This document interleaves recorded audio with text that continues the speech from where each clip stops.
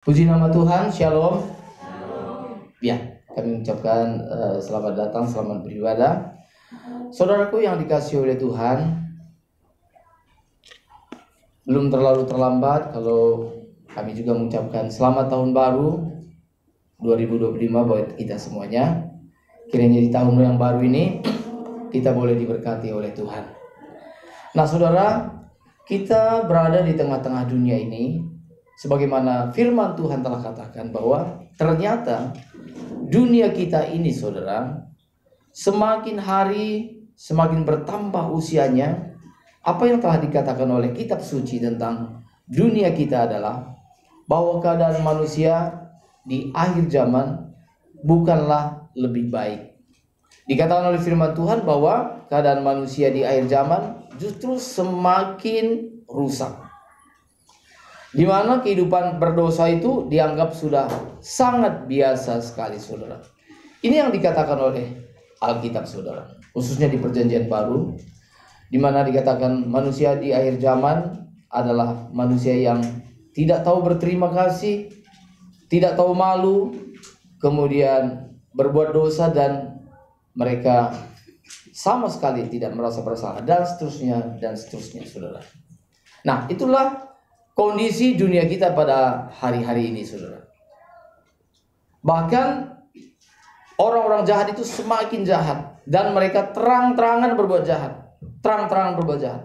Mereka seolah-olah mau berkata, saya berbuat jahat begini, mau apa? Saya berani melakukan begini. Terang-terangan saudara. Dan mereka tidak ada rasa malu, tidak ada rasa menyesal, dan sepertinya mereka memang mau tunjukkan dada bahwa tidak ada yang mereka takuti. Nah saudara yang dikasihi oleh Tuhan, dan yang lebih mengerikan lagi adalah sepertinya Tuhan diam. Sepertinya Tuhan diam. Pengertian diam di sini bisa kesannya bahwa Tuhan seolah-olah tidak berdaya, atau Tuhan memang tidak berurusan dengan orang tersebut, atau sepertinya nggak masalah juga hal ini. Kesannya seperti itu. Sehingga kejahatan itu semakin menjadi-jadi. Benar adalah kata firman Tuhan saudara, bahwa manusia di akhir zaman, kalau mereka sudah jahat, mereka akan bertambah jahat, semakin jahat dan amat sangat jahat, sehingga kejahatan mereka menjadi sempurna. Kejahatan mereka disempurnakan. Sedangkan di sisi yang lain, firman Tuhan mengatakan bahwa orang-orang benar, orang-orang yang takut akan Tuhan, mereka akan menyucikan dirinya, menguduskan dirinya, dan mereka semakin suci, semakin kudus. Yang baik semakin baik, amat sangat baik. Orang yang baik itu saudara, mereka akan menjaga kebaikan mereka, sehingga mereka punya sensitivitas yang tinggi. Seorang tokoh reformasi saudara, namanya John Calvin, dia mengatakan, orang kudus siapa orang kudus? Apakah orang yang tidak berbuat dosa? Apakah orang yang tidak pernah berbuat dosa? John Calvin berkata, orang seperti ini tidak ada. Tidak ada di dunia ini. Tapi orang yang kudus adalah orang yang memiliki sensitivitas besar terhadap dosa yang kecil. Itu orang kudus. Dosa yang dilakukan kecil tapi sensitivitasnya tinggi. Aduh, saya kok berbuat begitu ya, gitu ya. Mungkin dia salah bicara dengan temannya. Mungkin temannya tersinggung. Orang yang salah bicara ini tadi dia merasa, aduh, kenapa saya melakukan kesalahan yang sedemikian besar? Bagi orang dunia, salah apa sih itu biasa. Tapi bagi dia tidak. Oh, sensitivitasnya itu besar sekali, saudara. Salah satu bagian tubuh kita yang memiliki sensitivitas yang tinggi itu, saudara. Kalau saudara misalnya tangan ini kadang-kadang kurang sensitif. Kalau saudara misalnya pegang yang kotor-kotor, kecuali kalau saudara udah terbiasa cuci tangan, bersih-bersih gitu ya, lama-lama menjadi sensitif. Tetapi ada bagian yang lebih sensitif, yaitu namanya mata. Mata ini saudara kita bersyukur sekali gitu ya, karena Tuhan memberikan yaitu oil pembersih mata. Itu lebih mahal, itu lebih bagus daripada oil pembersih lensa kamera saudara. Wah, untuk itu saudara bersyukur sekali. Jadi mata saudara itu mahal sekali. Jadi setiap beberapa detik gitu ya, maka cairan itu tadi disemprotkan sehingga mata saudara tetap bersih. Saudara, kalau misalnya secara normal, kira-kira dalam 1 menit itu mata kita itu berkedip kira-kira selama 15 detik sekali berkedip gitu ya. Bisa juga kira-kira selama 1 menit itu kira-kira 15 sampai 20 kali berkedip, saudara. Kecuali kalau saudara menyaksikan suatu pemandangan yang luar biasa, itu bisa nggak berkedip beberapa detik gitu, saudara. Tetapi kalau biasa saja, perhatikan dalam 1 menit itu 15 sampai 20 kali berkedip gitu ya. Pada saat berkedip, kalau misalnya ada debu-debu yang tipis, yang halus gitu ya, itu dibersihkan oleh oil pembersih itu tadi yang lebih bagus daripada oil pembersih lensa kamera, saudara. Jadi saudara, mata kita itu sensitif sekali. Kalau saudara kalau misalnya ada sebutir pasir masuk di mata saudara, itu sudah sangat menyusahkan. Apa yang saudara lakukan? Saudara segera akan berusaha mengeluarkannya. Saya belum pernah mendengar ada orang yang kemasukan pasir di matanya, dia nggak punya waktu mengeluarkannya. Udah, tunggu sampai Tuhan Yesus datang 2 kali, baru ada waktu untuk mengeluarkan. Nah, ini orang yang keterlaluan yang luar biasa gitu ya. Kalau saudara misalnya jangankan beberapa butir pasir, saudara, sebutir pasir itu sudah sangat menyusahkan, saudara. Demikian dengan orang yang kudus di hadapan Tuhan. Dosa yang sekecil apapun sudah cukup membuat dia susah. Jangankan menghabisi nyawa orang lain, membenci orang lain, itu dia hatinya sudah susah. Dia gagal menolong orang lain. Aduh, kenapa saya tidak berhasil? Kenapa saya tidak bisa tolong? Padahal dia tidak menyusahkan orang itu. Padahal dia tidak merugikan orang itu. Tapi dia gagal berbuat baik kepada orang lain. Dia jadi susah sekali. Dia minta ampun kepada Tuhan. Tuhan, tolong saya. Saya telah berbuat dosa yang besar. Dosanya apa? Karena dia belum berhasil menolong orang lain. Mungkin dia belum berhasil menolong orang tua. Mungkin dia belum berhasil menolong orang yang dianggap menurut dia orang ini patut ditolong. Dia menjadi susah sekali, saudara. Kalau saudara memiliki sensitivitas yang besar, itu berarti saudara kemungkinan besar memang saudara sudah menjadi anak Allah. Tapi kalau saudara sensitivitasnya kecil, apalagi terhadap dosa yang besar. Ada orang yang sensitivitasnya kecil sekali, padahal dia sudah melakukan dosa yang besar. Dia sudah bunuh orang. Loh, masalahnya apa kalau saya bunuh gitu ya? Dia udah matikan ini, udah bunuh orang lain. Dia merasa, oh ya, it's okay, nggak masalah gitu. Dia bisa ketawa dan sebagainya. Ini memang orang-orang ini udah betul-betul tidak punya sensitivitas lagi. Atau dia sudah menyakiti orang lain, dia merasa tidak bersalah. Atau dia sudah melukai orang lain, bagi dia nggak ada masalah. Dia sudah mengkhianati sahabatnya sendiri. Dan bagi dia enggak, dia bisa tidur nyenyak dan sebagainya. Orang ini tidak punya sensitivitas sama sekali, saudara. Kalaupun punya sensitivitas, dia punya sensitivitas atau kepekaan itu kecil sekali. Tetapi orang yang benar di hadapan Tuhan adalah kepekaannya itu besar sekali. Baru niat mau berbuat dosa nih. Nah, habis ini saya melakukan ini. Tapi ini kayaknya Tuhan nggak kehendaki. Langsung jantungnya itu berdegup-degup, aduh gitu. Baru memikirkan gimana ya kalau bisa barang itu saya ambil gitu ya. Baru memikirkan itu udah deg, ketakutan luar biasa. Ya. Tapi kalau orang sudah terbiasa maling, itu saudara, dia ambil itu udah biasa bagi dia. Dia bisa melakukannya dengan acting yang bagus sekali seolah-olah nggak terjadi apa-apa. Itu sudah sangat terbiasa. Itulah keadaan manusia akhir zaman ini, saudara. Jadi manusia semakin jahat.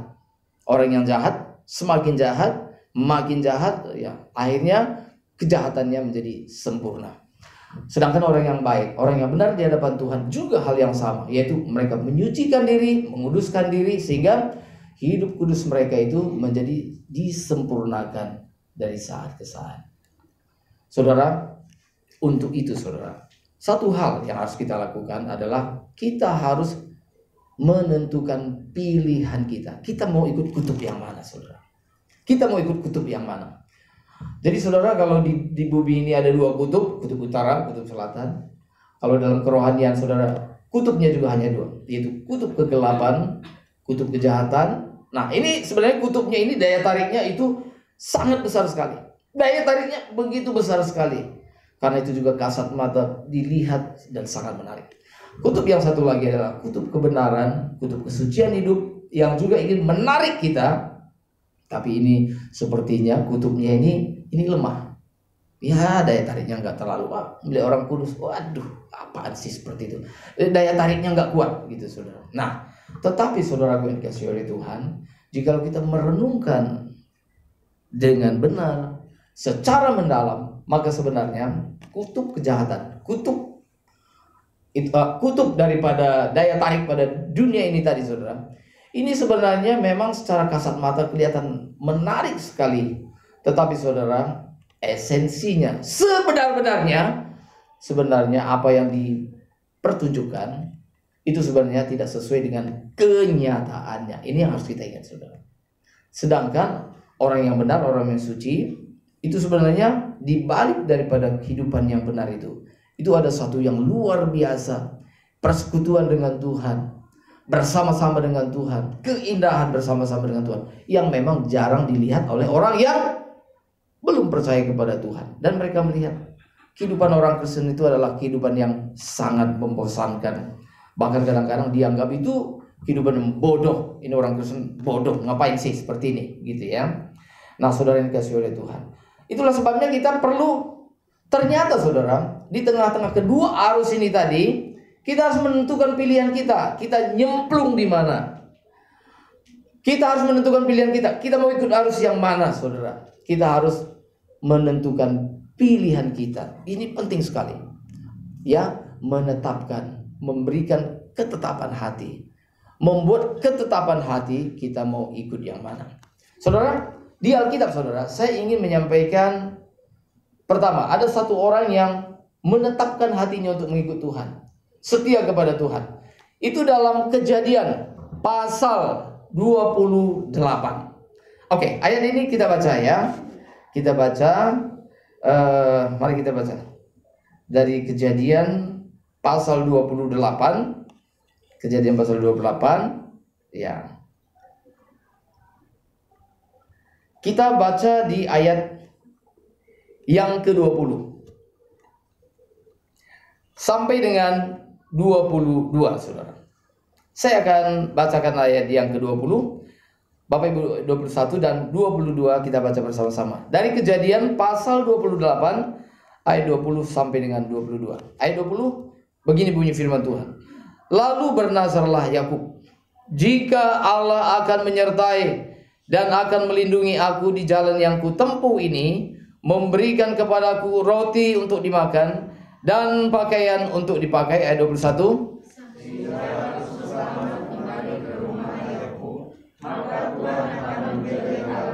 Bersama-sama, dan batu yang kudirikan sebagai tugu ini akan menjadi rumah Allah. Dari segala sesuatu yang engkau berikan kepadaku, aku akan selalu sembahkan 1/10 kepadamu. Oke, saudara, ini adalah sebuah nazar. Nazar itu adalah janji atau komitmen dari seorang yang bernama Yakub. Ini kejadiannya, saudara, adalah ketika Yakub melarikan diri dari rumah ayahnya Ishak karena ketahuan bahwa dia telah menipu. Dia mengaku sebagai Esau. Kita mengetahui kisah ini, saudara. Lalu Esau marah dan dia ingin sebenarnya menghabisi nyawa saudara kembarnya sendiri. Yang tertua namanya Esau, ini adiknya Yakub. Sehingga Yakub ini tadi, saudara, disuruh oleh orang tuanya untuk meninggalkan rumah orang tuanya dan pergi ke negeri yang lain, Padan Aram.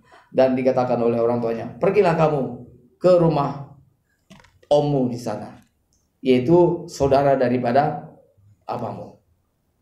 Kalau bagi orang Batak, pergilah kamu ke rumah tulangmu. Gitu. Ya.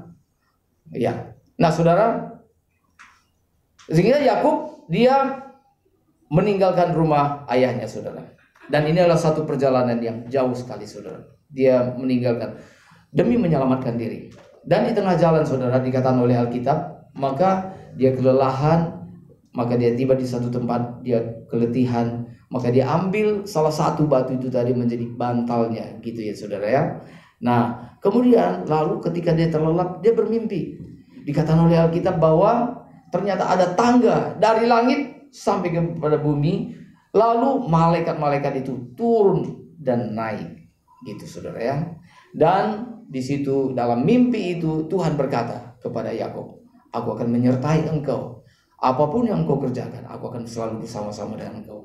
Nah saudara, ketika bangun maka Yakub menyadari, wah ini tempat ini dahsyat, ini luar biasa nih, wah ini rumah Allah, gitu. Maka Yakub menamai tempat itu Bethel. Bethel itu artinya rumah Allah. Nah saudara, lalu Yakub ini tadi bernazar. Dia mengatakan, nah ini ada satu kata kunci di sini yang perlu kita perhatikan, yaitu kata jika. Jika. Kalau jika ini kalau terjadi maka dia akan lakukan. Tapi kalau nggak terjadi, ya enggak. Oke. Jika. Saudara. Dan Yakub mulai mengatakan, jika Allah akan menyertai aku. Jadi singkatnya begini, jika Allah menyertai aku, jika Allah memberikan aku kesehatan, kekuatan, dan Tuhan membuat setiap usahaku berhasil, maka ini jika itu tadi, maka aku akan setia kepada Tuhan. Dan satu juga janji daripada Yakub itu adalah, dan apapun juga setiap yang Tuhan berikan kepadaku akan selalu kupersembahkan apa? 1/10 kepadamu. Nah, tapi jika Tuhan memberkati, jika usahaku berjalan lancar, jika kesehatanku baik, jika semua yang aku inginkan itu terjadi. Nah, kalau ini terjadi, maka saya akan lakukan seperti ini. Saudara, inilah yang disebut dengan komitmen jika. Inilah yang disebut dengan iman jikalau. Kalau Tuhan memberkati, maka aku akan setia kepada Tuhan. Kalau situasinya baik, maka aku akan bersedia untuk mengikut Tuhan. Nah, itu jika. So, apakah jika ini buruk saudara? Saya mengatakan ini tidak terlalu buruk saudara. Ini lumayan. Sebab saudara, tidak sedikit anak-anak Tuhan saudara, setelah mereka diberkati oleh Tuhan. Ya contoh sederhana. Dulu misalnya belum punya kendaraan, belum punya mobil, lalu punya sepeda motor, itu pun sudah butut gitu ya. Wah, minta kepada Tuhan, Tuhan berkatilah saya, kasihkan saya mobil. Ya yang sederhana saja ya, kira-kira Fortuner yang sederhana gitu ya, atau Pajero yang sederhana gitu ya. Sederhana tapi Pajero gitu ya. Nah saudara, atau berikanlah saya ya, maksudnya mobil gitu ya, supaya ya nyaman gitu. Saudara, setelah diberkati, kalau dulu misalnya walaupun dengan sepeda butut dia setia, bahkan sepeda bututnya misalnya mogok, dia mengatakan, saya tidak akan gagal ke gereja. Goodbye sepeda butut, saya jalan kaki. Dia apapun yang terjadi, dia pokoknya tidak boleh gagal ke gereja, gitu ya. Nah, tetapi saudara, kita mengetahui ada orang yang sudah mulai diberkati oleh Tuhan secara finansial, mobilnya sudah ada gitu ya. Seharusnya dengan ada mobil itu saudara, harusnya itu membuat dia lebih cepat datang ke gereja, dan itu membuat dia tidak sulit datang ke gereja. Tapi justru dengan ada mobil itu saudara, membuat jarak dia dengan gereja semakin jauh. Sebab arahnya bukan ke gereja, tapi ke tempat rekreasi. Jadi dengan ada kendaraan itu bukan lebih cepat datang ke gereja. Ya moncongnya udah dibalikkan, bukan ke gereja lagi. Harusnya ke gereja gitu ya, cepat. Tapi diputar balik gitu ya. Wah, Google Map mengatakan putar balik. Diam dulu gitu ya. putar balik. Anda salah arah. Diam gitu ya. Emang tahu kemana gitu ya. Ini hari Minggu kata Google Map ya gitu ya. Anda mau kemana? Apakah Anda tidak beribadah? Bagus juga kalau ada Google Map seperti itu ya. Wah, ini kalau dirancang seperti itu bagus juga itu ya. Nah, saudara dikasih oleh Tuhan. Nah, jadi ternyata dengan berkat jasmani yang diterima itu tadi bukan membuat dia menjadi lebih baik, tapi justru dia lupa. Nah, tapi apa yang dilakukan oleh Yakub ini tadi, ini lumayan saudara. Ternyata sepanjang hidup Yakub memang kita lihat dia setia kepada Tuhan. Dia selalu bangun mezbah bagi Tuhan. Dia menghormati Tuhan. Itu kita lihat Yakub adalah seperti itu. Ya bagus gitu saudara. Nah, kemudian kalau kita lihat di Alkitab saudara, di kitab-kitab selanjutnya, ini nggak usah baca. Ya, saya sampaikan saja. Kadang-kadang juga ke anak remaja saya tanya, mau dibacakan atau ceritakan? Ceritakan aja, katanya gitu ya. Oke, saya ceritakan aja. Dalam Daniel pasal 3, saudara. Daniel pasal 3. Suatu kali Raja Nebukadnezar, ya, di mana beberapa orang Israel dibuang ke Babel. Raja Nebukadnezar adalah Raja Babel. Dia membangun patung dari emas. Dikatakan tingginya 60 hasta. Saudara tahu berapa kali? Kalau manusia itu kan tingginya 4 hasta. Nah, saudara bayangkan, itu berapa kali kita? 15 manusia. Ya. Coba Yeskel bisa berdiri dulu ya. Coba berdiri sebentar aja. Nah, 15 kali seperti Yeskel ini. Bayangkan. Silakan dulu ya. 15 kali cukup tinggi. 60 hasta, saudara. Yang lebarnya juga itu 6 hasta. Ya. Jadi kalau misalnya Yeskel tertidur gitu ya, itu baru 4 hasta tambah 2 hasta. Berarti 1,5 kali Yeskel gitu ya. Nah, oke. Dan patung itu terbuat dari emas. Lalu diperintahkan oleh Nebukadnezar, ketika bunyi alat musik, ya, seruling, serdam, gambus, rebana dan sebagainya, ketika bunyi rebab, ketika bunyi itu terdengar, maka seluruh yang ada di Babel, segala bangsa, suku, bangsa, bahasa, semua harus menyembah patung itu. Gitu ya. Lalu sudah betul diperdengarkan musik itu tadi. Begitu mendengar musik praise and worship gitu ya. Wah, maka semua orang sujud menyembah kepada patung itu tadi. Tapi ada 3 anak muda orang Israel, orang Yahudi yang tidak mau menyembah. Mereka tetap tegap berdiri. Namanya Sadrak, Meshach, dan Abednego. Sadrak inisialnya S, Meshach M, Abednego A, S, M, A. Mereka anak-anak muda yang masih, ya, tentunya memang sudah lulus SMA gitu. Ya, anak-anak SMA.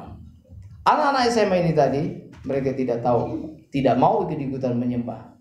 Dan ada yang melaporkan. Sebenarnya raja tidak tahu, tapi ada yang melaporkan. Nah, ada yang melapor.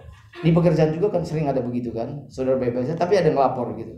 Bos tahu, loh kamu katanya begini-begini, loh kok bisa tahu gitu ya? Ih, ada yang melaporkan gitu ya. Ya, ada yang bilang begitu ya. Ya biasanya begitu, orang itu ada saja. Nanti ada yang sampai ke telinga bos begitu ya, pimpinan gitu ya. Ya, memang ada sih memang berbakat jadi wartawan, apapun disampaikan. Jadi reporter gitu ya. Reporter. Jadi sebenarnya reporter itu dari zaman dulu sudah ada reporter gitu ya. Sekarang reporter yang resmi misalnya baru dengan adanya TV gitu ya, itu resmi. Dari dulu sudah ada reporter gitu ya. Jadi dari para reporter ini tadi, raja itu tadi mengetahui bahwa ketiga anak-anak SMA ini tadi nggak mau menyembah patung dia. Lalu dipanggil. Jadi raja dia marah gitu ya. Nah, mereka dinasihatin. Apa susahnya sih? Tunduk begini aja, apa susahnya gitu ya. Sekali tunduk begini, menghargai, toleransi gitu. Nah, dan itu diperintahkan oleh raja. Dia bilang, kalau begitu saya berikan kesempatan sekali lagi ya. Kalau kamu menyembah aja ya udah selesai urusan, nggak jadi masalah gitu ya.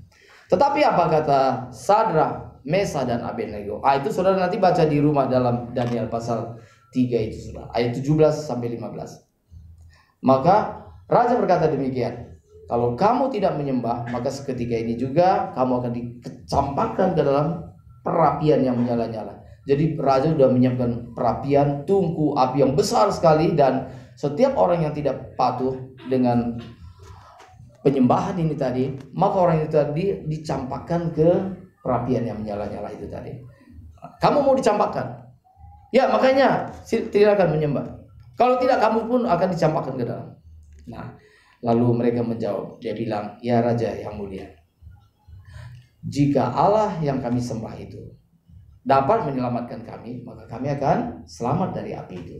Tetapi jikalau seandainya, walaupun meskipun Allah tidak menolong kami, perhatikan kata mereka, kami sekali-sekali tidak akan menyembah patung yang Tuhanku dirikan itu.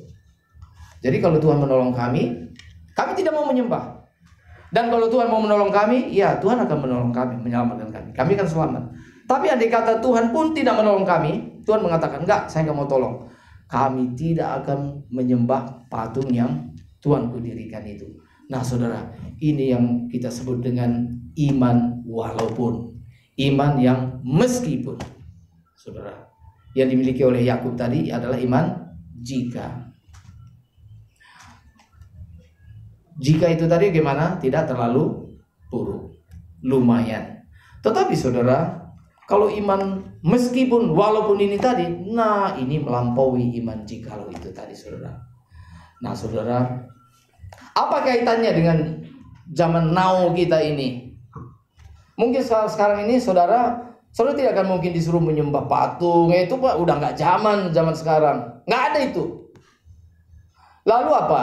Lah apa konsekuensinya? Terus apa kaitannya dengan zaman now ini, zaman kita sekarang? Nah saudara, sekarang ini cara iblis itu berbeda saudara. Maka yang iblis tawarkan adalah begini. Iblis minta kita untuk menyembah iblis. Maksudnya menyembah iblis apa? Apa artinya menyembah? Menyembah itu artinya memberi nilai tinggi kepada objek yang disembah itu. Jadi menyembah Allah artinya kita memberi nilai tinggi kepada Allah yang kita sembah itu. Artinya kita menghargai Dia, menghormati Dia, kita menjadikan Tuhan segala-galanya dalam hidup kita. Itu artinya menyembah, saudara. Jadi orang yang menyembah setan itu artinya, saudara, setan itu licik sekali, saudara. Setan tidak mungkin menyuruh saudara misalnya menyembah, misalnya gini, saudara masuk ke kuil, misalnya di situ ada patung, saudara disuruh menyembah, saudara pasti tidak akan mau. Ya, pasti tidak akan mau, betul ya? Ya, siapa yang mau menyembah itu? Belum lagi matanya melotot, lidahnya menjulur begitu ya. Saudara tidak akan. Bahkan saudara diupahi berapapun saudara tidak akan mau melakukannya. Tetapi ada tetapinya. Tetapi kalau setan itu datang dalam bentuk yang lain,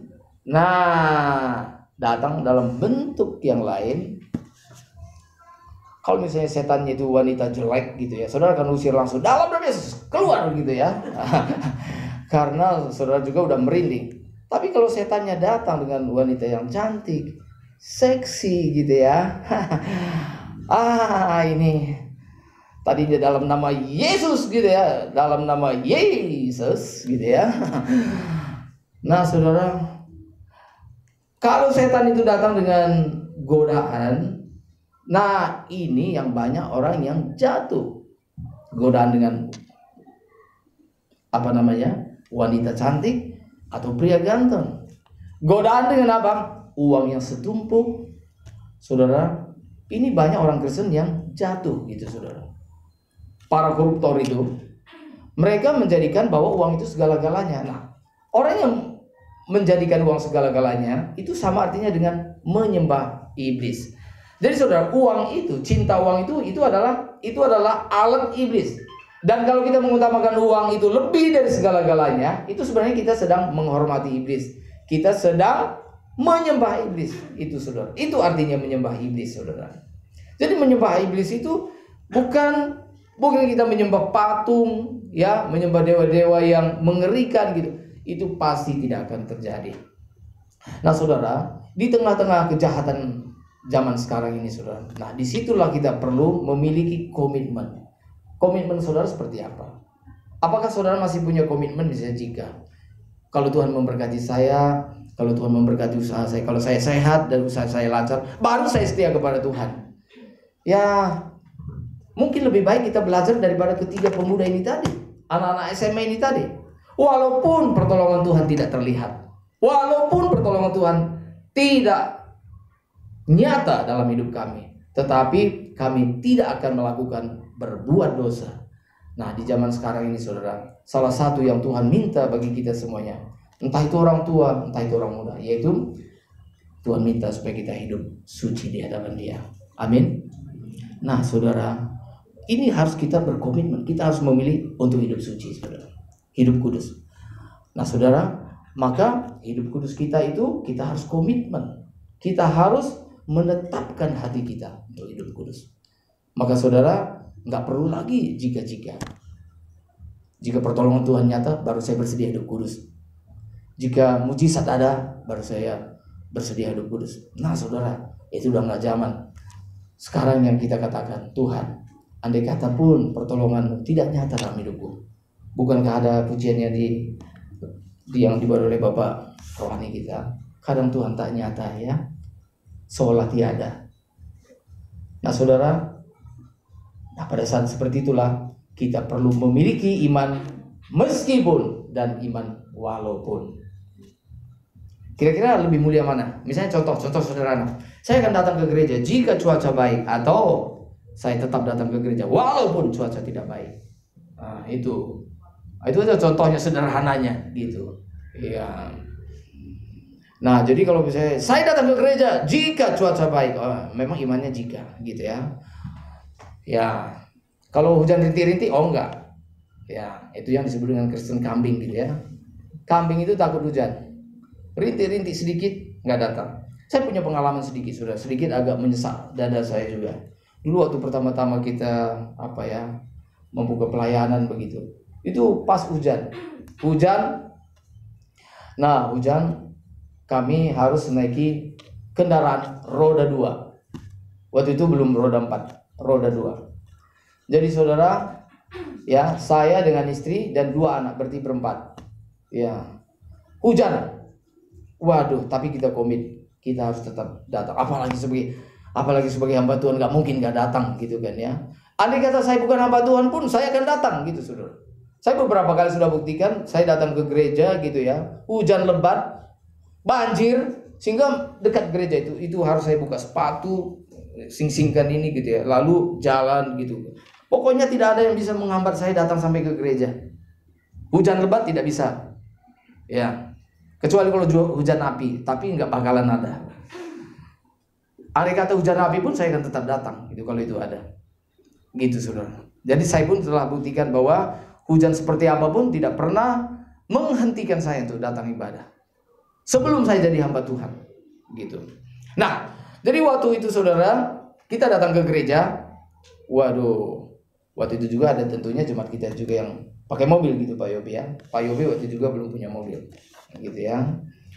Nah kita bela-belain gitu ya. Waduh, beberapa yang naik motor udah tiba di rumah. Ternyata rekan kita yang punya mobil yang nggak datang, gitu ya. Loh kenapa? Aduh, karena nggak ya hujan gitu ya. Bayangin ya, yang hujan, yang naik motor bisa tiba, yang punya mobil malah nggak bisa gitu ya. Ya udah, sidarkan saudara terjemahkan sendiri gitu. Nah, saudara dikasih oleh Tuhan, saya tidak terlalu tertarik mendoakan saudara misalnya, waduh Tuhan berkati berlimpah-limpah. Kalau saudara setia di hadapan Tuhan, saudara akan berikan berkatnya pada waktunya. Kalau saudara saat ini naik motor, nikmatilah itu saudara, itu adalah berkat. Saya kalau misalnya kemana-mana naik motor gitu ya, hujan, wah saya nyanyi saya, nggak ada yang bisa happy saya nikmati. Jadi kalau misalnya saya pakai terpal hujan itu, kalau udah basah saya buka terpalnya sekalian, wah nyanyi, makin lebat makin happy, senang gitu. Nggak ada yang bisa mencuri sukacita saya, haleluya, gitu. Nggak ada yang tiba aja, happy gitu. Jangan bersungut-sungut, banjir, hujan, gitu. Saudara akan jadi orang yang kurang beruntung gitu ya, kurang beruntung ya. Naik motor kalau hujan, bawa nyanyi, puji Tuhan, menikmati sukacita bersama-sama dengan Tuhan. Tidak ada yang bisa mencuri sukacita saudara, amin. Tidak ada yang bisa mencuri sukacita saudara, kalau bukan saudara sendiri. Nggak ada yang bisa mencuri sukacita saudara. Nggak ada yang melarang saudara bersukacita. Tidak ada yang melarang. Nggak ada yang bilang, kamu nggak punya mobil, kok bisa nyanyi? Nggak urusan. Ya, nggak punya motor pun kita bisa menyanyi, ya, betul ya? Bukankah saudara pernah mendengar ada tukang sepatu saudara? Dia itu anak Tuhan, dia selalu bergembira, sukacita, senang, haleluya gitu. Tak gitu ya, sambil ketok-ketok gitu ya. Puji Tuhan, haleluya, tak puji Tuhan, haleluya, tak nyanyi. Wah, dilihat oleh orang kaya, wah orang ini dia hanya tukang sepatu saja gitu ya, tapi happy, nyanyi. Waduh, Kalau begitu saya kasih uang kepada dia, biar suara nyanyinya makin keras, gitu ya. Biar nyanyinya makin keras, gitu ya. Nah, lalu orang kaya ini tadi pada zaman itu dia kasih uang 10 juta, gitu ya. Waktu diterima 10 juta itu tadi, saudara, ini tukang sepatu ini tadi dia belum kenal dengan yang namanya bank begitu. Aduh, ini simpan di mana ya, gitu ya. Dia mulai susah, gitu ya. Simpan di mana, gitu ya. Dia pikir udah gitu taruh di bawah bantal. Tapi masa itu uang 10 juta itu banyak gitu. Waduh, ini ketahuan gitu. Waduh, kalau begitu taruh di mana? Dia mulai mikir, di lemari. Wah, nanti ketahuan gimana? Kalau gitu apa perlu gali tanah? Di mana gimana gitu ya. Nah, saudara, berhari-hari dia memikirkan itu, saudara. Untuk memikirkan tempat uang ini mau taruh di mana gitu. Itu membuat dia jadi tidak menyanyi lagi. Jadi kalau dulu nyanyi puji Tuhan, tak haleluya, tek tek, puji Tuhan, haleluya, tek tek, gitu ya.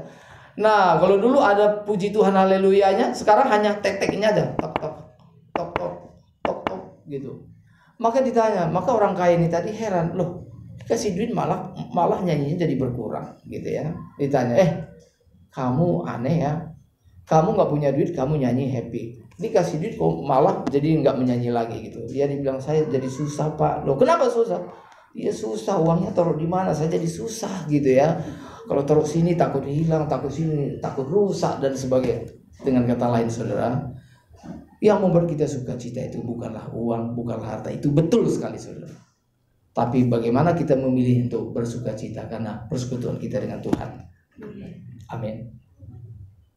Saya pernah mendengar, saudara, ada orang yang baru bertobat, dia cinta Tuhan luar biasa. Dia punya pabrik garam, banjir gitu ya. Wah, pabrik garam itu tadi kebanjiran, saudara. Semuanya itu ludes gitu ya. Mungkin kali itu banjir nasional atau banjir internasional, saya nggak tahu lah. Ludes. Tapi saudara, yang menjadi luar biasa, justru orang ini tadi menyanyi haleluya, puji Tuhan, segala hormat bagimu Tuhan, pujian. Dia menyanyi sukacita, happy. Ya, itu pabrik garamnya udah ludes nyanyi la gitu di depan. Orang pikir dia orang gila gitu. Nah, tapi dia betul-betul sukacita karena dia bilang, tidak ada yang bisa mencuri sukacitaku. Tidak ada yang bisa mencuri sukacitaku. Sukacita itu adalah pilihan. Amin. Saudara kalau diputus pacar bisa menyanyi haleluya gitu, gitu ya. Kalau saudara udah bilang tuh, saudara diputus, puji Tuhan, haleluya gitu ya. Memang pada waktu diputus itu rata-rata orang sakitnya hati ini. Namun aku rindu gitu ya. Benci gitu ya, benci, sakit hati gitu ya. Gimana deh, orang ini kejam gitu ya. Coba kalau orang yang baru patah hati disuruh WL, saudara, bisa nggak? Suruh WL, suruh nyanyi gitu. Ya. Kalau dulu kan begitu gitu kan ya, WL-nya gitu. Lagi bermasalah. Dia sebenarnya mau mengajak jemaat, katakan Yesus terbesar, ini enggak. Katakan sejujurnya katanya. Oh, jadi lain. Apa mungkin? Oh, ini kok begini? Oh, begitu ya. Ya, saudara, dia lagi frustrasi. Disuruh WL gitu, harusnya katakan Yesus terbesar, tapi dia kepleset, katakanlah sejujurnya gitu. Apa mungkin kita bersatu gitu. Nah, saudara yang dikasihi oleh Tuhan, jadi tidak ada yang bisa mencuri sukacita kita. Tidak ada yang bisa mencuri sukacita kita. Katakan kiri kanan, sukacita kamu jangan tercuri gitu ya. Tidak ada yang bisa mencuri sukacita kita, saudara. Nah, saudara yang dikasihi oleh Tuhan, ya, yang terakhir yang ingin saya sampaikan, saudara, hari-hari ini Tuhan sebenarnya mencari orang-orang yang berkomitmen sungguh-sungguh mengikut Dia. Dengan kata lain, Tuhan itu sebenarnya mencari orang-orang yang tetap setia mengikut Dia sampai akhir hayatnya, saudara. Saudara tahu, dari 12 murid Tuhan Yesus, ketika Tuhan Yesus disalib, semua murid-murid Tuhan Yesus melarikan diri, kecuali siapa? Jenengnya sobo. Siapa? Petrus. Petrus udah nomor 1 lari gitu. Padahal Petrus bilang, apapun yang terjadi antara aku dan kau, ya, walaupun jarak, bahkan mati juga saya tidak takut. Aku akan tetap setia ikut Tuhan. Terus mengatakan terus ya. Lu kate ya, lu ngomong gitu ya. Tapi malam ini gitu ya, lu dengar ya gitu ya. Sebelum pada malam hari ini dia bilang apa? Ayam akan berkokok 2 kali, lu 3 kali berkokok gitu ya, kira-kira begitu. Nah, saudara, Petrus meninggalkan dia. Salah satunya yang memang yang tetap setia ikut dia itulah murid yang paling muda, namanya Yohanes. Yohanes lah yang memperhatikan semua peristiwa itu tadi, saudara. Bagaimana Tuhan Yesus disalibkan, dia perhatikan, dia lihat. Maka Yohanes 3 ayat 16 itu ayat yang paling terkenal. Itu siapa yang menulis? Karena begitu besar kasih Allah akan dunia ini, sehingga dia mengaruniakan anaknya yang tunggal, supaya setiap orang yang percaya kepadanya tidak binasa. Itu ditulis oleh siapa? Yohanes. Mengapa? Karena dia menyaksikan dengan mata kepalanya sendiri bagaimana Tuhan Yesus Kristus menyerahkan nyawanya bagi dunia ini. Saudara, salah satu ucapan Tuhan Yesus waktu Tuhan Yesus disalib itu kan ada 7 ucapan itu kan. Yang pertama misalnya, ya Bapa ampunilah mereka. Lalu yang kedua, hari ini juga engkau bersama-sama dengan aku di Firdaus. Nah saudara, yang ketiga, saudara mungkin agak bingung. Ini kalimatnya misalnya gini, ibu inilah anakmu, lalu inilah ibumu. Maksudnya apa? Maksudnya begini saudara, ketika Tuhan Yesus disalib, maka Yohanes hadir di penyaliban itu, dan juga Maria ibu Tuhan Yesus. Dan Tuhan Yesus berkata kepada Yohanes, kira-kira dia berkata, Yohanes, ini ibumu. Maksudnya ini Maria ini bukan hanya ibuku saja, tapi juga ibumu. Tugasku sudah selesai, kamu lanjutkan untuk mengasuh ibuku ini. Maka Tuhan Yesus berkata kepada Yohanes, inilah ibumu. Dan Tuhan Yesus berkata kepada Maria ibunya, dia bilang, Mama, inilah anakmu. Maksudnya siapa? Maksudnya Yohanes. Inilah anakmu. Dan Alkitab mencatat, sesudah hari itu juga, maka Maria diterima oleh Yohanes di rumahnya. Yang mengurus Maria selanjutnya memang Tuhan Yesus sudah menyelesaikan tugasnya. Maka yang mengurus Maria selanjutnya adalah Yohanes. Karena itu jangan khawatir, nanti aku besar diurus oleh siapa. Ada yang Tuhan siapkan. Bisa jadi anak kita, bisa juga mungkin bukan anak kita. Mungkin anak kita lupa pada kita, lu siapa, kata ya, yang apa-apa. Oke, nanti juga kita akan diurus oleh orang lain, asal kita setia pada Tuhan. Betul ya? Jadi nggak usah khawatir. Waduh, jangan sampai mendewa-dewakan anak. Wah, anak segala-galanya. Belum tentu kamu suatu saat nanti udah besar diingat oleh anak. Tapi sih anak yang baik tentu ingat orang tua. Betul ya? Amin ya. Ini yang menjawab anak-anak nih. Tentunya anak yang baik mengingat orang tua. Amin. Amin ya. Nah, saudara yang kasih oleh Tuhan, yang terakhir yang saya sampaikan adalah hari ini Tuhan mencari adalah orang-orang yang bersedia mengikut Dia. Dengan kata lain, orang-orang yang bersedia menangis bersama-sama dengan Tuhan Yesus. Saudara, hari ini juga dalam gereja kita, saudara, yang kita cari bukanlah orang yang tertawa dengan kita, tapi orang yang bersedia menangis dengan kita. Kalau misalnya pelayan Tuhan susah, gembalanya susah, dan saudara ikut susah memikirkan pekerjaan Tuhan, saudara betul-betul sahabat yang sejati. Ya. Tapi kalau misalnya ini lagi ada masalah, lagi ada persoalan, udah pendeta begini ngapain, ditinggal, goodbye gitu ya, ya nggak apa-apa. Lalu cari pendeta yang tidak ada masalah. Saudara ketemu pendeta yang tidak masalah, saudara yang bikin masalah, gitu. Ya. Tapi kalau saudara ketemu dengan pendeta yang bermasalah, saudara bisa menjadi problem apa? Solver, ya, bisa menjadi pemecah masalah. Kalau hidup saudara banyak masalah, itu berarti ada harapan. Tapi kalau hidup saudara mencari supaya di mana tidak ada masalah, orang seperti ini biasanya selalu akan bikin masalah. Oke. Nah, saudara, setialah dengan sahabat saudara yang punya masalah. Saudara akan mengatakan gini, kamu banyak masalah, saya akan tetap sahabatmu. Dulu kamu kaya, sekarang kamu kere, miskin, gak apa-apa. Dulu kamu cantik, sekarang jelek, gak apa-apa. Saya tetap sayang, setia pada kamu. Orang seperti ini kesetiaannya luar biasa. Tapi aneh, banyak anak-anak muda selalu mencari cowok yang ganteng gitu. Sebenarnya lebih mulia mana sih? Nah, sekarang gini ya, nah anak perempuan nih, mau jawab juga boleh.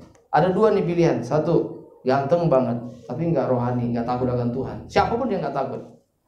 Ganteng sekali, ganteng. Waduh, itu kira-kira Lee Min Ho juga masih kalah gitu. Lee Min Ho juga masih minder ngeliat dia gitu ya. Ganteng banget gitu ya.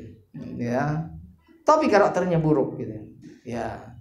Terus ada yang memang biasa gitu, tapi karakternya luar biasa. Dia setia, perhatian gitu ya. Dia bersedia menangis dengan orang yang menangis gitu ya. Atau misalnya dibalik, ada juga pria gitu mencari wanita, pokoknya cantik seperti bidadari gitu ya.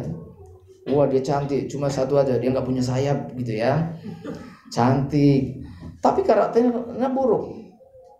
Kita melihat wanita cantik itu memang kadang-kadang saudara ya, menjadi wanita cantik itu memang bahagia. Tapi wanita cantik juga bahaya. Wanita cantik tadi apa? Bahagia, tapi juga bahaya. Kalau anak saudara cantik, hati-hati kalau pulang malam. Kalau saudara misalnya tidak cantik, misalnya wanita jelek pulang malam, dia nggak takut siapa-siapa, nggak takut, gitu ya. Ya udah malam gini, nggak apa-apa gitu, ya nggak ada yang ditakuti sama dia. Bahkan orang lain, gitu ya, orang lain melarikan diri, nggak takut. Kalau misalnya wanita cantik, misalnya dia jadi janda gitu, banyak orang bersimpati gitu ya. Kalau misalnya orang cantik, ya banyak masalah dan sebagainya. Banyak orang bersedia gitu ya. Tapi orang cantik juga berbahaya. Ya, beberapa juga kita melihat ya, di balik dari kejahatan-kejahatan itu ada orang cantik yang otaknya gitu. Orangnya cantik tapi otaknya jahat. Waduh, kalau dia berbicara, oh ini kelihatan cantik gitu ya, tapi berbahaya sekali. Jadi sebenarnya yang kita cari itu bukan wajahnya cantik, tapi yang hatinya cantik. Nah, itu saja. Amin.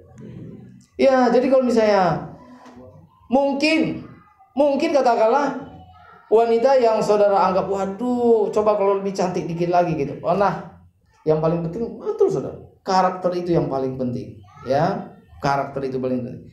Orang yang secantik apapun, dia akan lama-lama juga jadi suatu saat juga akan tidak cantik.